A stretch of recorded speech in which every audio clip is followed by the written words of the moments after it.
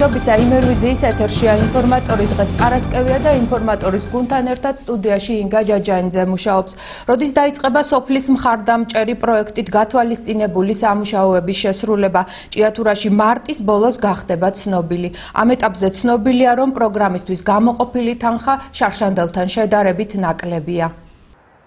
რა სამუშაოები უნდა შესრულდეს სოფლის მხარდაჭერის პროგრამით? ამ საკითხზე მსჯელობა ჭიათურის მუნიციპალიტეტის 60 სოფელში მარტის თვიდან დაიწყება. გასულ წელს სოფლის მხარდაჭერის პროგრამის ფარგლებში 1.100.000 ლარი გამოიყო. წელს კი ჭიათურის მუნიციპალიტეტის გამგებლის მოადგილის ინფორმაციით თანხა 9.000 ლარით შემცირდება.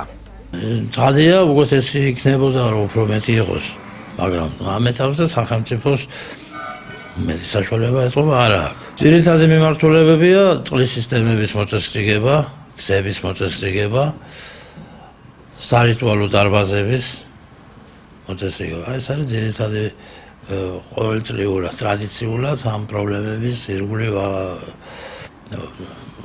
მუშაობთ. მოსახლეობის აზრი პროგრამასთან დაკავშირებით არაერთგვაროვანია. მათი უმრავლესობა ამბობს, რომ თანხა არასაკმარისია და დაწყებული პროექტების ნაწილიც დაუსრულებელი.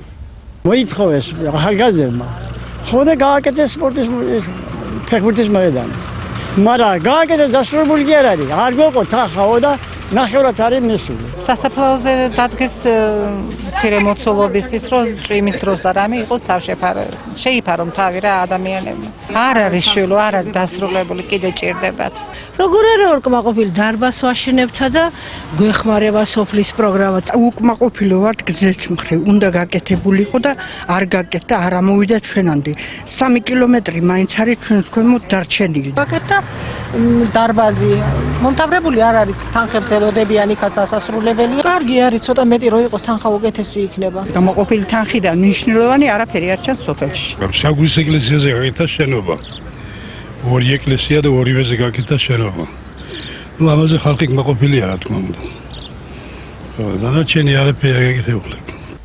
წყალი, გზა და სხვა ინფრასტრუქტურული პროექტები მოსახლეობა ყველა სოფელში ერთი და იგივე პროექტების განხორციელებას ითხოვს.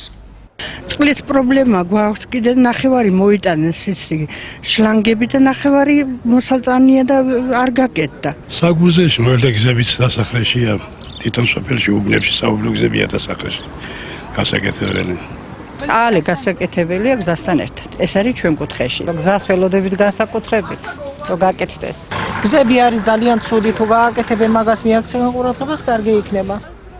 ემზარმოდებაძე თანხის სიმცირესა და სოფელში გასაკეთებელი პრიორიტეტების დაგეგმვის პროცესში მოსახლეობის პასიურობაზე საუბრობს. თანხებთან დაკავშირებით უკან დარიცხული პროცენტები, რომელიც DGG და სხვა საშემოსავლობები არის დარიცხული, დაახლოებით 30% უკან ბრუნდება იმ თანხიდან. თუ არის გამოყოფილი თქვა 30,000, სადღაც 22,000 იხარჯება და 8,000 უკან ბრუნდება სახელმწიფოს DGG-ს და სხვა დაბეგვრის სახით. ამიტომ ეს თანხები შეიძლება მოგეჩვენოთ თავიდან თვითონ დიდი არის, მაგრამ ბოლოსში რო აღმოჩნდება არც ისეთი არის და ამ პროექტებს დიდი თანხა ჭირდება.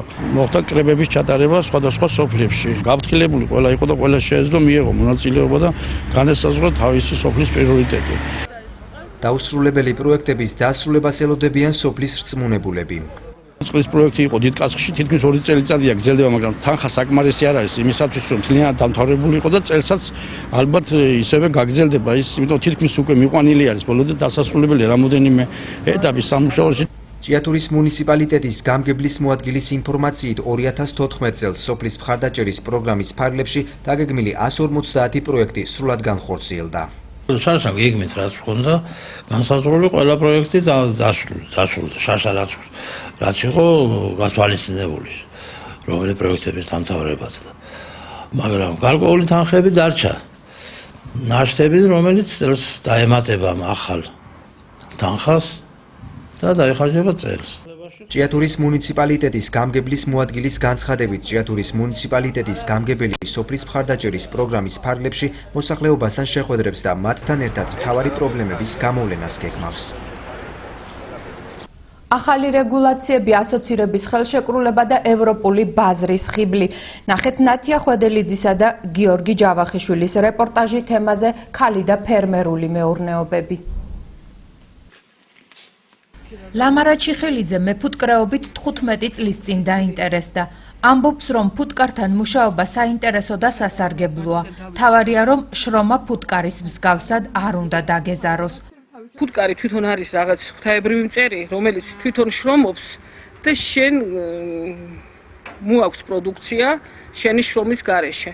მაგრამ ამისთვის ჩვენ მას პირობები უნდა შევუქმნათ, ხელი არ შეუშალოთ თავის ფიზიოლოგიურ განვითარებაში, კონდეს ჯანმრთელი საფუტკრე აუცილებლად და პროდუქციაც გვექნება ჯანმრთელი. თაფლი შესაძლოა ერთ-ერთი პირველი ქართული პროდუქტი იყოს, რომელიც ევროპულ ბაზარზე მოხვდება. ამიტომ მასზე კონტროლის გამკაცრება უკვე დაიწყო. ახალი რეგულაციები მეფუტკრე ქალბატონისთვის მისაღებია. რეგულაციები, რომელიც ევროსტანდარტებს შეესაბამება, მოითხოვს პირველ რიგში ჯანსაღ პროდუქციას, რომელშიც არ იქნება ის მინარევები, რაც არ არის შესაბამისი მისი სტანდარტისთვის.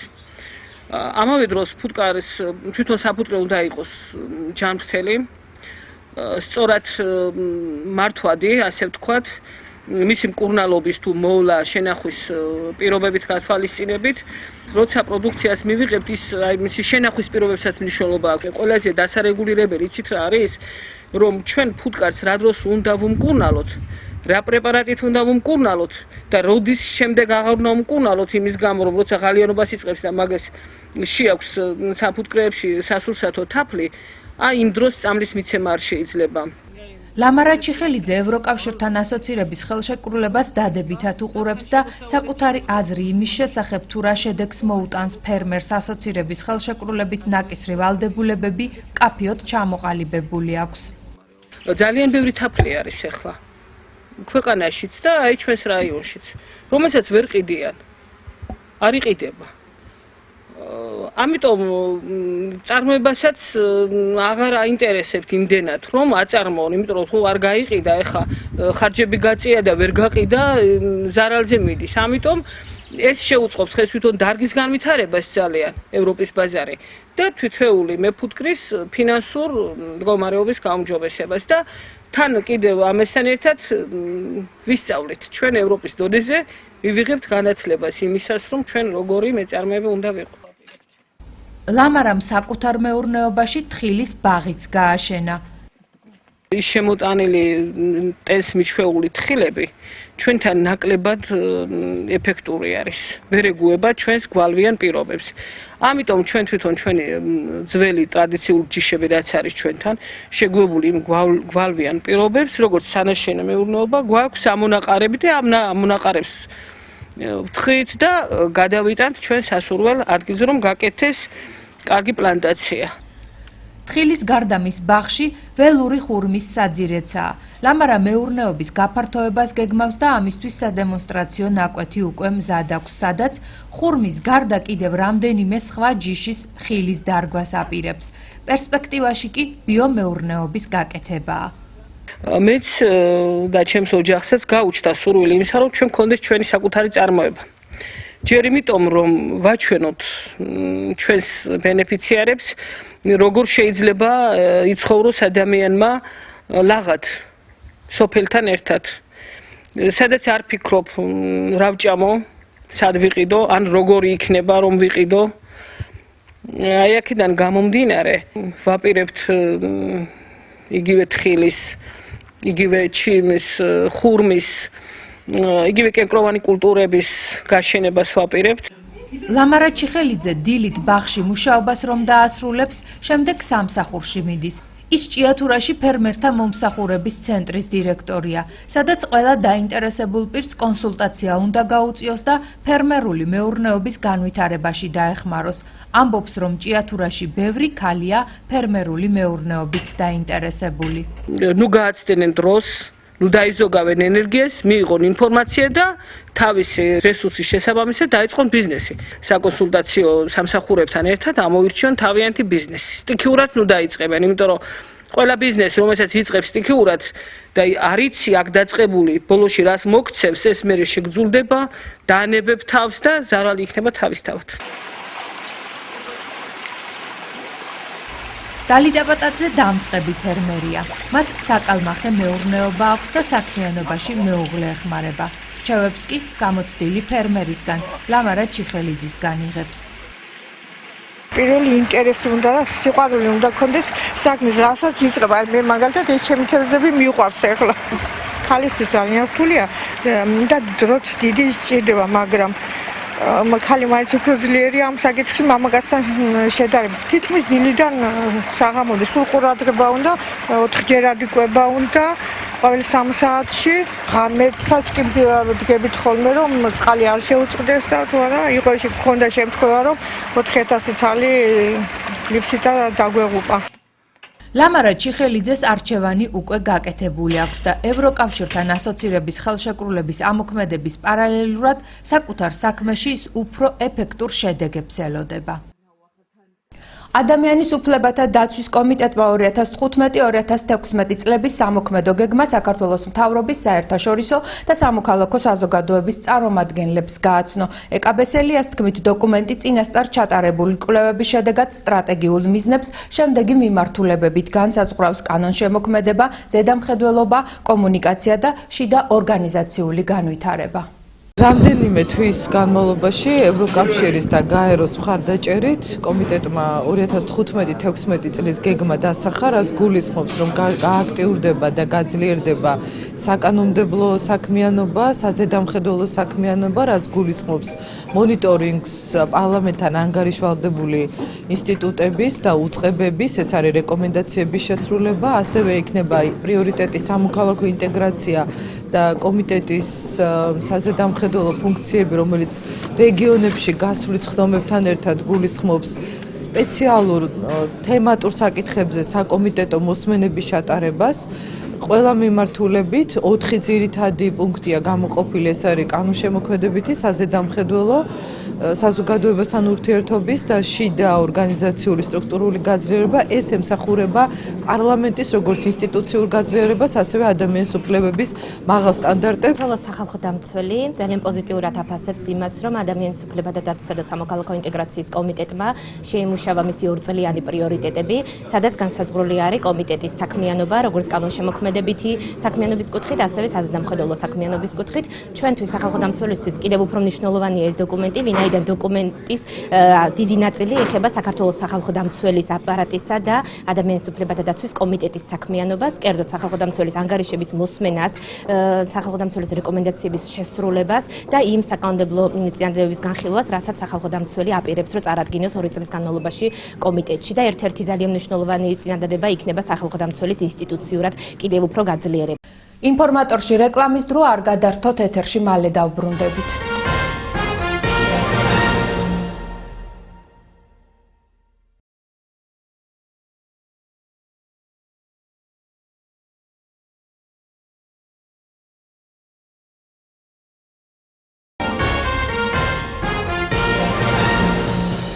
იმერვიზის ეთერში თქვენ ინფორმატორს უყურებთ, განვაგრძობთ გამოშვებას.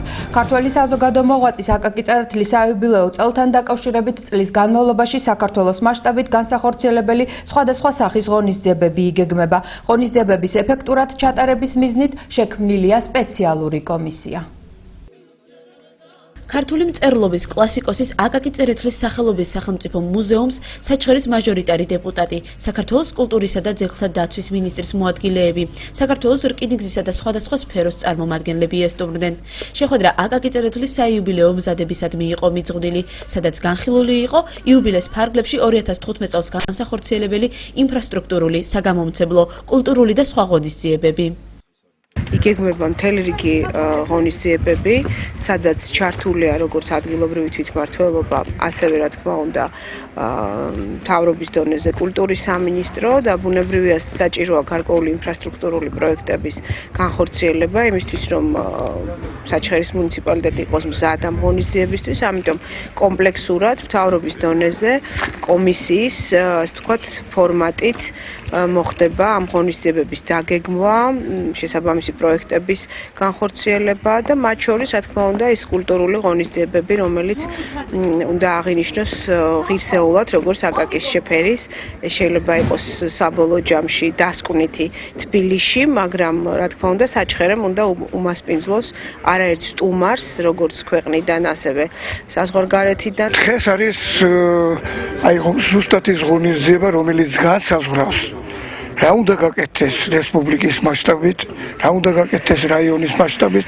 შემუშავებულია მნიშვნელოვანი ღონისძიებების გეგმა და ალბათ ოქტომბერში აღნიშნავთ ამ ღირსშესანიშნავ თარიღს. ხელისუფლების წარმომადგენლებს საჩხერის მუნიციპალიტეტის თვითმმართველობამ, მუზეუმის დირექციამ, სპეციალურად აკაკის საიუბილეო თარიღისადმი შექმნილმა კომისიის წევრებმა უმასპინძლეს და სამომავლო გეგმები ერთად განიხილეს. სამუზეუმო სივრცე უნდა შეიქმნას აუცილებლად, იმიტომ რომ სრულიად უნიკალური ექსპონატებია და შენახული, ასე ვთქვათ, მოწიწებით და რუდუნებით, მაგრამ მას უნდა ისეთი ინფრასტრუქტურა რომ არ დაზიანდეს ეს ექსპონატები და ვფიქრობ რომ ეს პირველი რიგის ასე ვთქვათ საზრუნავია. კარგი იუბილე გამოგვიყვება, რომ ისეთი როგორც ეკადრება აკაკის. ძალიან ნაყოფიერი შეხვედრა იყო და იმედი მაქვს რომ დასკვნითი ღონისძიებაც რომელიც სავარაუდოდ შემოდგომაზე გაიმართება, ყველაფერი კარგად იქნება. შეხვედრაზე გამოიკვეთა პრიორიტეტული პროექტები, მათ შორის ინფრასტრუქტურული პროექტები, როგორიცაა აკაკი წერეთლის სახელობის სახელმწიფო მუზეუმში საექსპოზიციო დარბაზის რესტავრაცია, ასევე სოფელ სავანისკენ მიმავალი სატრანსპორტო გზის მშენებლობა. ინფრასტრუქტურულ პრიორიტეტთა შორისაა საჩხერის რკინიგზის სადგურის მიმდებარე ტერიტორიის რეაბილიტაცია, რომელსაც როგორც შეხვედრაზე გაირკვა, საქართველოს რკინიგზა უზრუნველყოფს. საქართველოს რკინიგზაც ახორციელებს სადგურის მიმდებარე ტერიტორიის რეაბილიტაციას. დაწყებული გვაქვს უკვე პროექტირება აღნიშნული სამუშაოების და ალბათ სავარაუდოდ თვენახევარში დავიწყებთ უკვე შესრულებას ამ სამუშაოების. პრიორიტეტულ პროექტად ჩვენ პირველ რიგში უნდა განვიხილოთ აკაკი წერეთლის სახელობის, ესე იგი საექსპოზიციო დარბაზი ხვიტორში, რომელიც ესე იგი ფაქტიურად 91 წლის მიწისძვრის დროს მთლიანად დაზიანდა და განადგურდა. იმის შემდეგ წლებში გაძარცვულია, არ ჩატარებია არანაირი სარესტავრაციო სამუშაოები.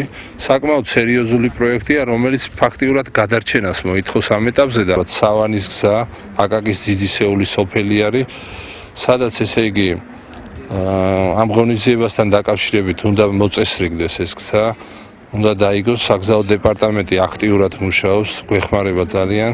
ყურადღება დაეთმო იუბილეს ფარგლებში საჩხერის ტერიტორიაზე ტურისტული რესურსების ათვისებასა და შესაბამისად ტურისტული მარშრუტების დაგეგმა რეკლამირების საკითხს.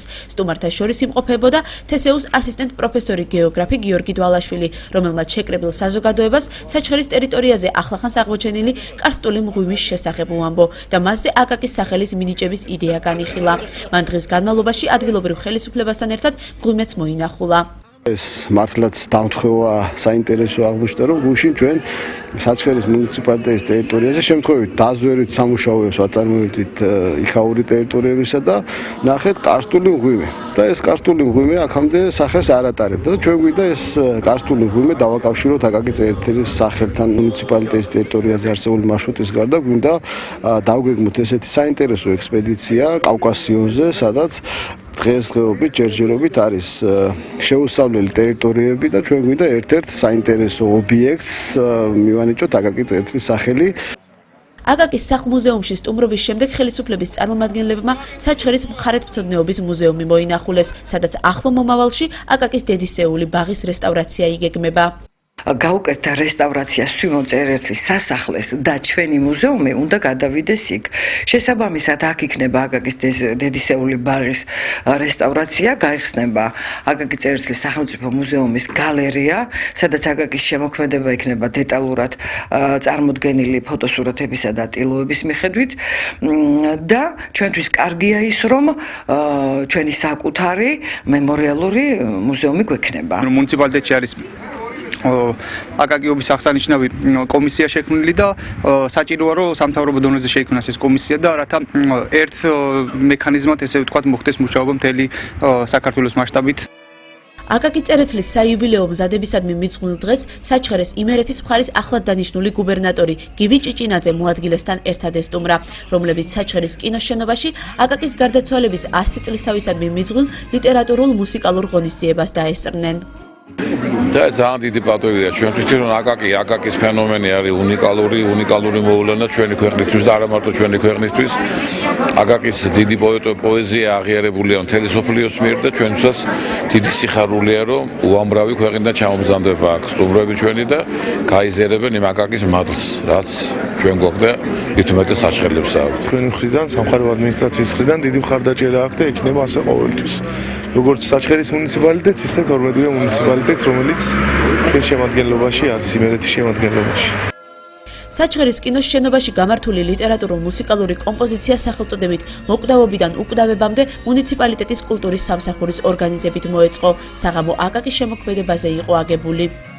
ეს ღონისძიება მოაწყო თელმა საჩხერემ, ჩარეული იყო ყველა სამსახური, რა თქმა უნდა, საკრებულოსა და გამგეობის ხელმძღვანელობით. ბედნიერი ვარ, რომ საზოგადოება კმაყოფილი დარჩა და რა ვიცი, ამით ჩვენ ერთგვარი პატივი მივაგეთ იმ შესანიშნავ მართლაც სასიქადულო მგოსანს და უაღრესად ბედნიერი ვარ. მინდა რომ ეს ღონისძიებები გაიმართოს და ჩატარდეს აქტიურად არა მარტო საჩხერეში, არამედ მთელ საქართველოში და მთელმა საქართველოს მოიცვას ეს საიუბილეო წელი და ასევე დღევანდელი ღონისძიება რომელიც ჩვენს კინოთეატრში ჩატარდა, ფაქტურად საკმაოდ საინტერესო წარიმართა, კიდევ ერთხელ გაგვახსენა და კიდევ ერთხელ შთაგვბერა დიდი აკაკის ლექსი, სიმღერა, სული.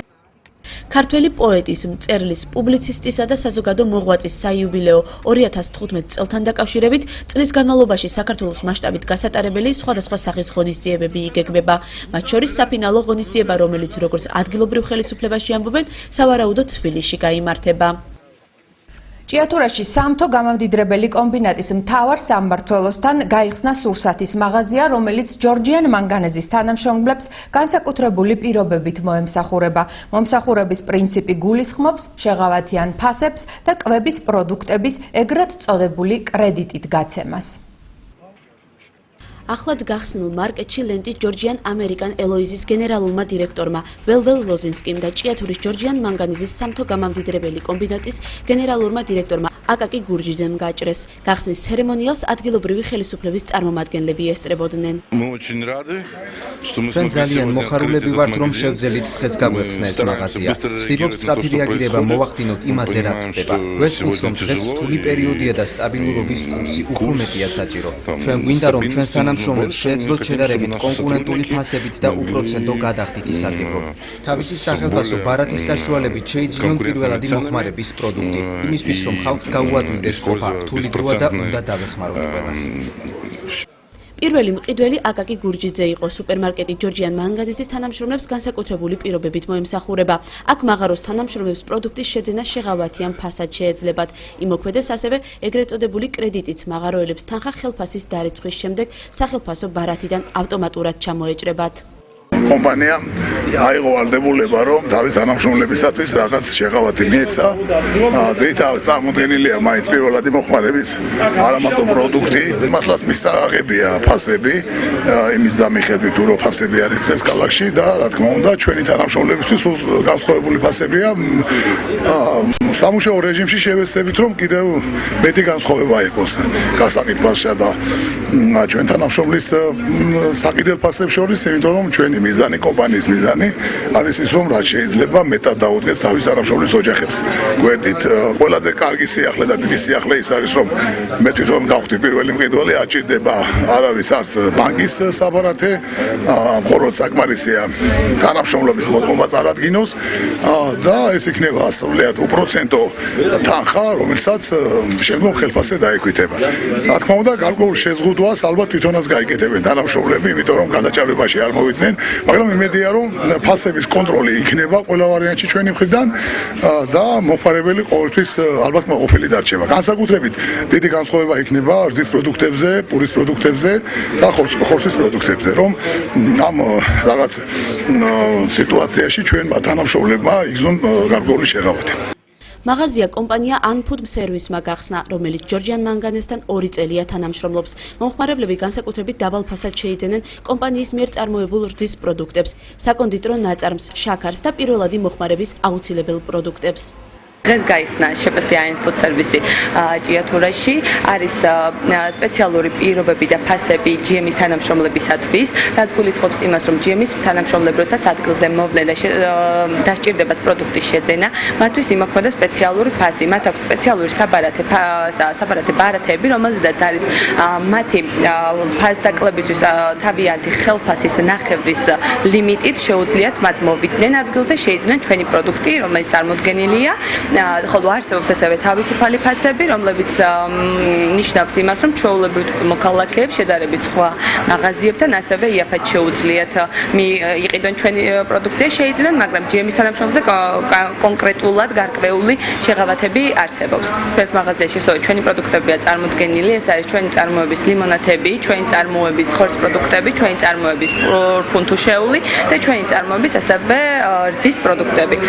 ჯანსაღი და ნამდვილად ძალიან კარგია და ნამდვილად კარგი ნატურალურ პროდუქტებზეა დამზადებული.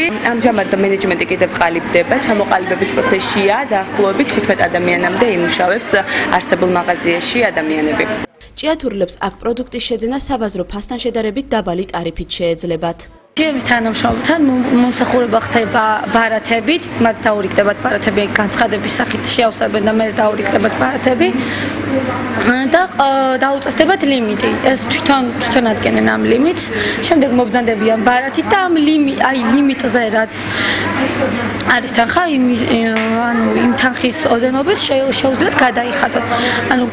ლიმიტის ამოწურის შემთხვევაში ჩვეულებრივად იხდიან თანხას, რაც არის გარემო მომხმარებლის.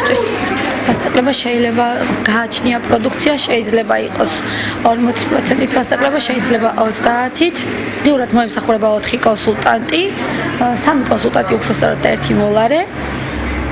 იქნება ალბათ სავარაუდოდ 24 საათიანი მომსახურება.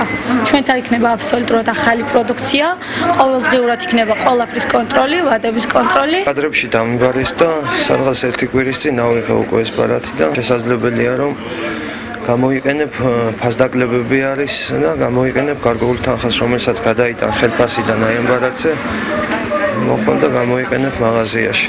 საკმაოდ შეღავათიანია, სხვებთან შედარებით საკმაოდ დიდი შეღავათები არის.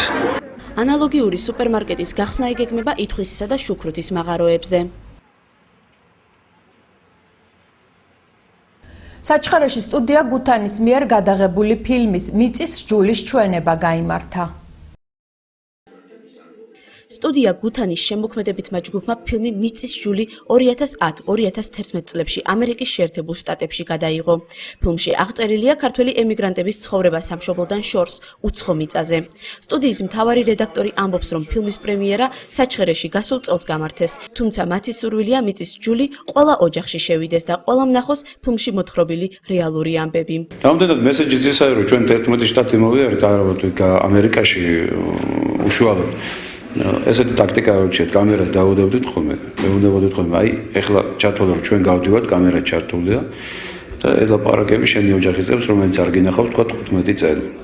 და გავდიოდით გარეთ. რო შემოვდიოდით და მასალას მახულობდით, ნუ ხვდებოდა რაღაცა ენით აუწერლი დრამატული ვითარება და აი ესეთი უნდა დაბრუნდნენ აუცილებლად ეს არის მთავარი დედაარსი და აზრია. ქართველები აქ უნდა იყვნენ ღვთისმშობლის გლეხად მიწაზე.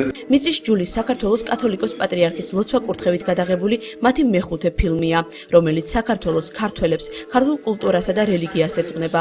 ფილმში იმ ქართველების ცხოვრებაა ასახული, რომლებიც საქართველოდან საკუთარი ოჯახების გადასარჩენად არიან წასული. ჩემდა საბედნიეროდ 2 წლის უკან როცა პირველი პრეზენტაცია იყო კინოთეატრ ამერაში ამ ფილმის ნახე, მაგრამ მის შემდეგ პრაქტიკულად შეიცვალა ჩემში ყველაფერი. თუმცა მოწოდებით ყოველთვის ესეთი ვიყავი. ვარ, მაგრამ ეს იმდენად შტაბი იყო მიწის ჯული ეს პირველი ფილმი ამ შემოქმედი კოლექტივის გუთნის რომ ეს არის დამთრგუნველი კარგი გაგებით. აი რო აგიდუღებს ყველაფერს, არაფერს აღარ დაგიტოვებს შინაგანს. ფილმში ჩანს, რომ ემიგრანტების იმედი ქართული მართლმადიდებლური ტაძრები და იქ მოღვაწე ქართველი მამები არიან, რომლებიც წირვალოცვას ყოველ კვირადღეს ქართულად აღავლენენ. უნდა ითქვას ძალიან ხაზგასმულად და გარკვევით, რომ სტუდია გუთანის მიერ შექმნილი ფილმები ეს არის უნიკალური მოვლენა საქართველოში, ქართულ დოკუმენტურ კინოში შეიძლება ითქვას, იმიტომ რომ აქ ჩვენ ხედავთ, რომ კინოს გამოჩენილი მოღვაწეები, ისეთები როგორიც არიან ბატონი რეზო ჩხეიძე, ბატონი გია ჭუბაბრია, ქართული დოკუმენტური კინოს ბერმუხა შეიძლება ასე ვთქვათ, ქართული კინოს ბერმუხა ბატონი რეზო. აი ესენი როცა აფასებენ კინო ნაწარმოებს, მათ ყველაფერი დაეჯერებათ.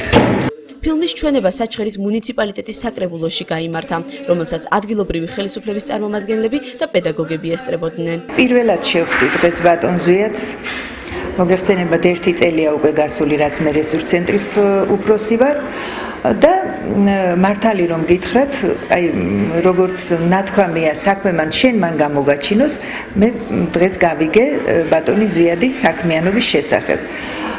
და ის ფაქტი, რომ ის ძალიან კარგ და ეროვნულ საქმეს აკეთებს, მიმაჩნია ღირსად, რომ ჩვენი სკოლები, ჩვენი პედაგოგები და მოსწავლეები აი ამ ნამუშევრებით ხელმძღვანელობდნენ და იყენებდნენ მათ თავიანთ საქმიანობაში.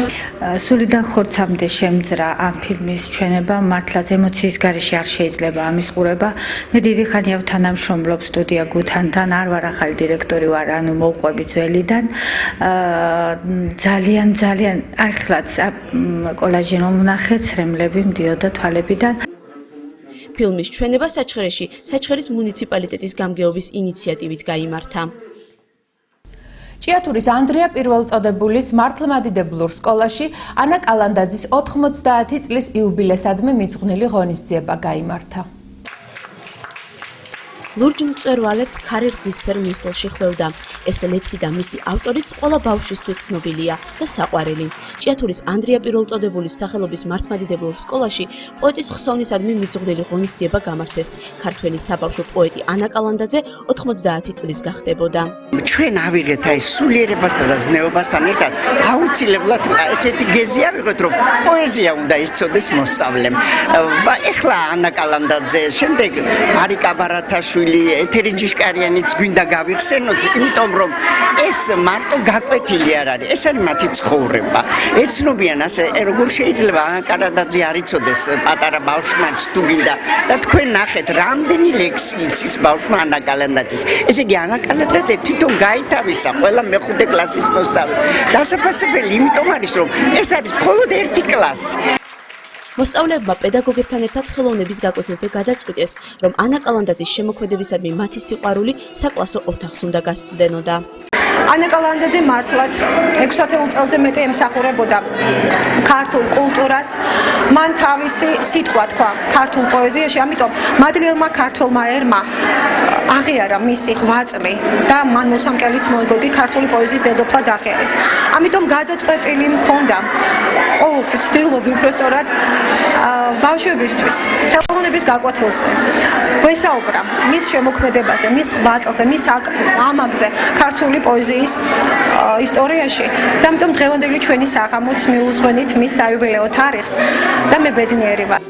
ქარი გიმღერის ნანასა ზღაპარსკი ამბობს ჭადარი. მე ლამაზი მეგობარი მყავდა თვალჯუჯუნა წაბლის ფერით მებით. ფეხი დამადგით, გულზე დამადგით ფეხი ყოველმან. ანა კალანდაძის ეს და კიდევ უამრავი სხვა ლექსი ბავშვებმა სცენაზე ბავშვური გულწრფელობით წაიკითხეს და დარბაზს საკუთარი შესაძლებლობები წარუდგინეს. ამ ღონისძიებაზე გამოვედით მე და ჩემი კლასელები და დაგვეხმარა ჩემი კლასელის ძმა ცეკვაში და მე ძალიან მომეწონა ეს საღამო და ძალიან აღფრთოვანებული.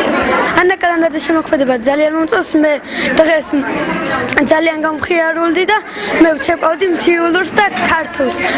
და დიდი მადლობას ვუხდი ქეთის ჩვენ მასწავლებელს. ვიყავი ანა კალანდაძის მამიდა და შევასრულე მის ერთ-ერთი ლექსი რა ვარ სტვერი ვარ. ეს ანა კალანდაძის როლში ვიყავი და თვითონ ეს ანა კალანდაძე ძალიან მომწონს და ბედნიერი ვარ იმით რომ მე ვიყავი ანა კალანდაძე ამ ღონისძიებაზე და მე მინდა რომ მადლობა გადავუხადო ჩვენს დირექტორს ლილი მასწავლებელს და ვინც გვეხმარებოდა ის მენეჯერები და ქეთი მასწავლებელს. მე შევასრულე ქეთევან დედოფალის ლექსი, დასაწყისის ლექსი ბილიკ-ბილიკ მინდორზე მობრძანდება ანა და ის ხევსურული სატრფელოს ერთი ლექსი და ანა კალანდაძის შემოქმედებიდან ყველაზე ძალიან მომწონს ფეხი დამადგით და ნინო. ქართული სიტყვის სიყვარულს, მშობლიური ენის დაცვას და ქართველი პოეტების პოპულარიზაციას მსგავსი საღამოები ხელს უწყობს და ეხმარება, მიიჩნევენ მართლმადიდებლურ სკოლაში. ვისურვებდი, რომ მათში ეს სიყვარული ძალიან დიდხანს გაგრძელებული იყოს ქალბატონი ანასი. ერთმა დაულოცოს ყველა მონაწილე, ვინც ამ მშვენიერ ღონისძიებაში მიიღო მონაწილეობა და ულოცავთ ორგანიზატორებს, ვისაც ეს ღონისძიება ლამაზად დადგეს. ერთმა დაულოცოს ყველა და გააძლიეროს. ჭიათურის ანდრია პირველწოდებულის სახელობის მართლმადიდებლური სკოლა ანალოგიური ღონისძიებების გამართვას მომავალშიც გეგმავს. ასეთი იყო ინფორმატორი დღეს, მე გემშვიდობებით მომავალ შეხვედრამდე.